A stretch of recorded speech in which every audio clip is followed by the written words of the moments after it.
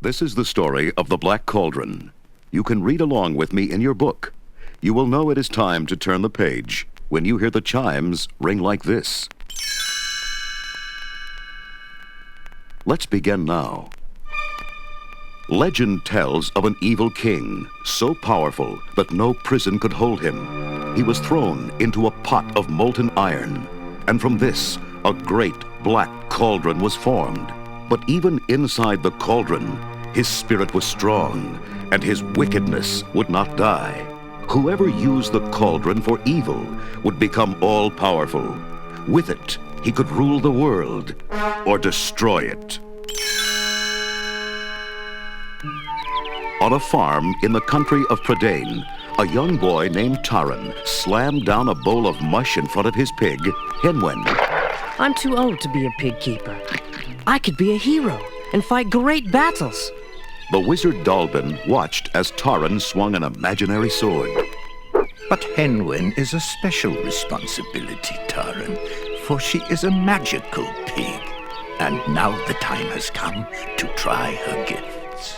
Dalbin poured water into a bowl, and Henwen touched it with her nose. The wizard stirred the water. Henwen, from you I do beseech knowledge that lies beyond my reach. The water glowed, and a dark vision appeared within its depths. Dalbin frowned. Alas, it is as I feared. The evil horned king has learned about the Black Cauldron, and he wants Henwen's powers to help him find it. Dalbin urgently packed food and supplies into a knapsack. Quickly, Taran. Take Henwen to the hidden cottage in the forest and keep her there. The Horned King must not find her. The boy and the pig fled into the woods. Taran picked up a stick and waved it in the air, fighting imaginary foes. I'll protect you, Hen. I'm the greatest warrior in all Prydain. Take that, Horned King. Suddenly he looked around. Henwen was missing. Taran ran through the trees. Henwen, where are you? Just then, something moved behind a bush. Is that you, Hen? I've got something for you. A lovely, juicy apple. A furry little creature leaped from the bushes and grabbed the apple. Oh, great prince! Have poor Gurgi munchings and crunchings. Taran threatened him with a stick. Give it back. Gurgi pouted. Poor miserable Gurgi deserves fierce smackings and whackings. Suddenly, Taran heard Henwen. She was in trouble. Griffins, huge, horrible birds, were chasing her. Gurgi jumped back into the bushes in fear, but Taran ran after the terrified pig. This way, Hen. I'll save you. The first Gwithin swooped down and knocked Taran aside. The other flew low over Henwen. Its claws opened wide and snatched her up. The Gwithins carried her off to the Horned King's castle. The castle was dark and forbidding. Taran tried to be brave. I must save Henwen, even if it costs me my life. Gurgi, will you come with me? Gurgi shook his head in horror. Oh, no, great lord. Not going there. Forget the piggy. Gurgi to be your friend. Taran threw down the apple. You're no friend. Here, this is all you want. Gurgi watched sadly as Taran sneaked into the castle. Inside the dimly lit castle, Taran saw a dreadful figure hidden in an evil mask. The Horned King. His henchman, Creeper, was about to hurt Henwen. Taran rushed out of hiding. No! Don't touch her! The Horned King had Taran dragged before him. Boy, make your pig show me where to find the Black Cauldron, or she will die. Taran had no choice. Kneeling over a pan of water, Taran recited the spell. Slowly, the shape of a great cauldron appeared in the water. Suddenly, Taran tripped, splashing the water into the Horned King's glowing eyes. The evil one howled in pain. Taran grabbed Henwen and raced from the hall. The castle guards swarmed after him. Taran ran to the castle wall and pushed Henwen safely into the moat. Swim, Henwen, swim! He started to climb onto the wall. creeper grabbed him roughly and dragged him back inside. I caught the pig boy, Your Majesty. But I'm afraid the pig got away. Deep inside the castle dungeon, Taran moped. Some hero I am. I couldn't even protect a little pig. Suddenly, a stone in the dungeon floor lifted open. A young girl, lit by a floating ball of light, climbed out. I thought I heard someone. I'm Princess Alonwe. Are you a lord or a warrior? Taran was embarrassed. No. I'm an assistant pig keeper. Oh, I was hoping you could help me escape. Well, come along. Taran gladly followed her down the tunnel. Alonwe peered into a chamber. This is the tomb of the good king who lived here before.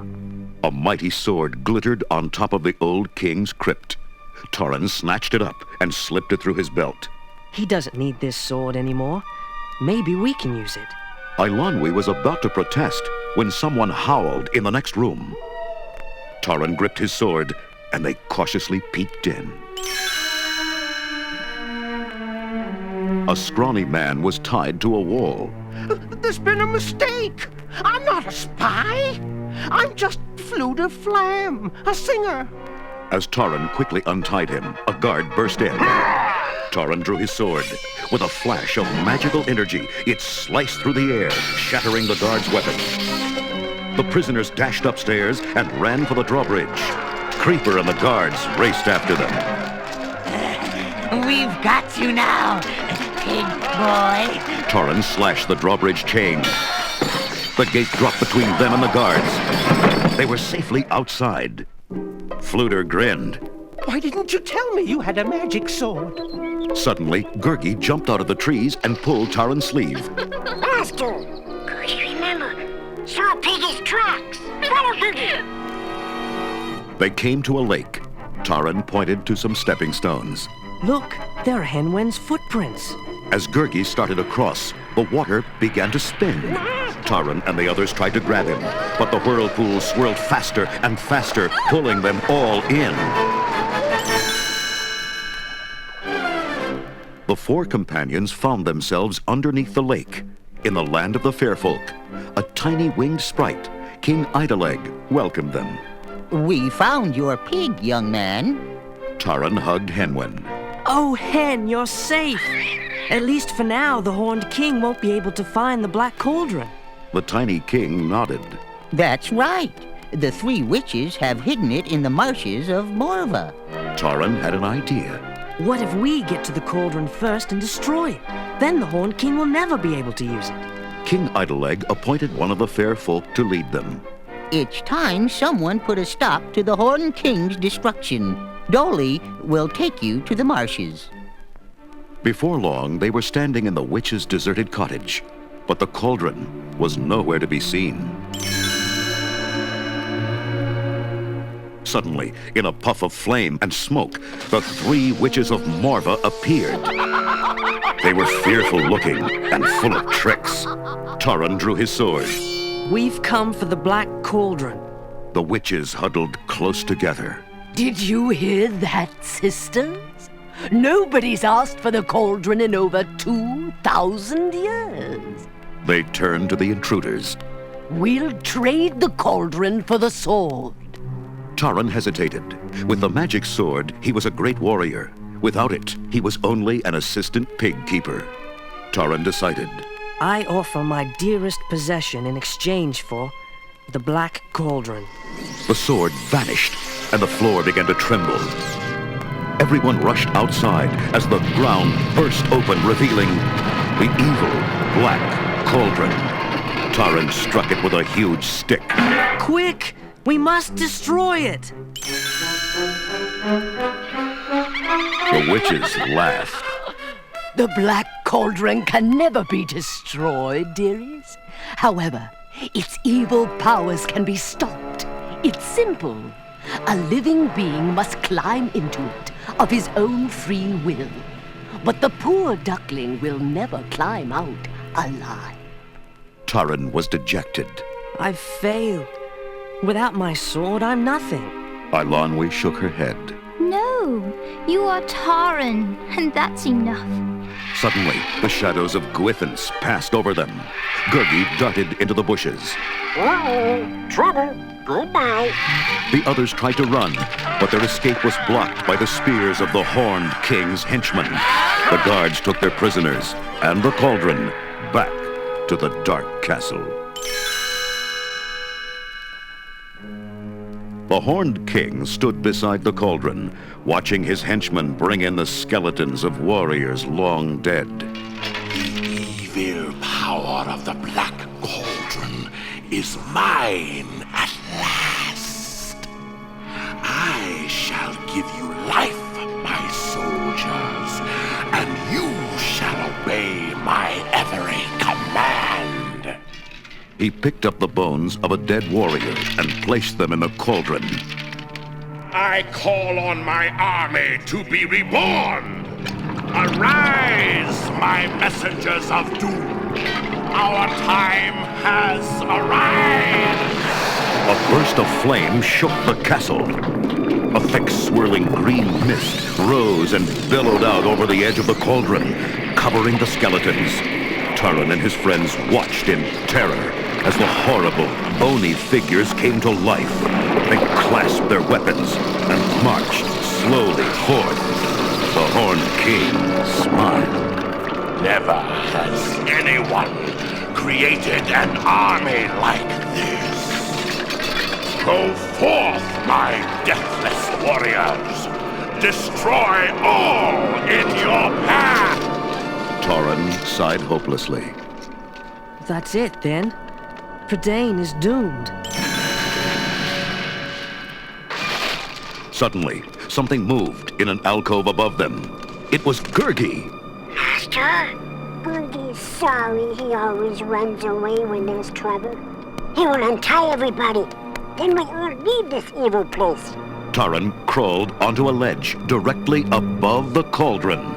No, I can do something right for once. I must stop the Horned King. Gurgi sprang in front of Taran. No, Gurgi not let his friend die. Before Taran could stop him, Gurgi leaped into the cauldron. The cauldron began to shudder, drawing the horrible mist back into itself. The army of skeletons stumbled and collapsed to the ground. The Horned King turned on Taran in a rage. Big boy, you've ruined everything! But the swirling mists caught the wicked king and pulled him into the cauldron. There was a scream, and he was gone.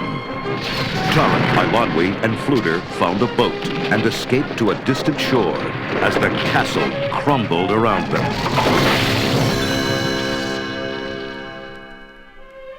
The witches appeared before Taran. We'll take the cauldron back now, Ducky. You can have your sword. It hovered in front of him. Taran pushed it away. What do I need with a sword? Yet I will trade for Gurgi. The cauldron vanished. In its place lay Gurgi. The boy tenderly lifted the lifeless, shaggy creature. Suddenly, Gurgi reached for an apple. Munchings and crunchings. Taran laughed with joy. The Horned King is dead. Prydain is saved, and all you care about is food. Come on, let's go home.